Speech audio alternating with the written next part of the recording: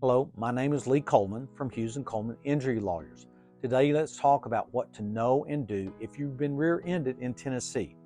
If you've been injured, give us a call. We handle all types of car accident cases, and we're here for you 24/7 at 800-800-4600. Now let's talk about rear-end collisions.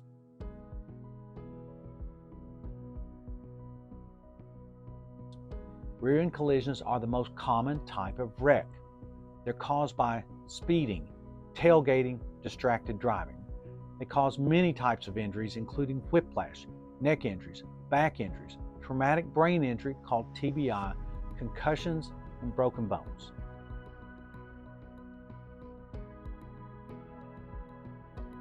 Here's what to do if you've been injured in a collision. Seek medical attention for your injuries, but that will come later after you leave the scene of the collision. Immediately call law enforcement. Before law enforcement arrives, begin taking photographs of any damage to any vehicles, yours or the others, and photographs of the scene to show what happened. Get names of witnesses, including addresses and phone numbers if you can get them. If law enforcement doesn't arrive, and sometimes they don't come to the scene anymore, then you need to follow up and file a report and seek an experienced personal injury attorney.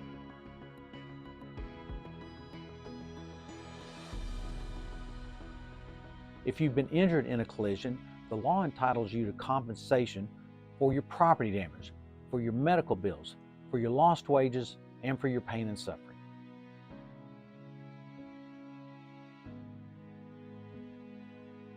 Here's how Hughes and Coleman can help you. First, we'll work to get you medical appointments with doctors who can treat your injuries and help you get better. Along the way, we'll deal with the insurance companies so you don't have to. We'll seek compensation for all of your injuries, for all of your damages, your pain and suffering, your medical bills, your lost wages, and your property damage. We'll handle all of the legal work so you can focus on getting better.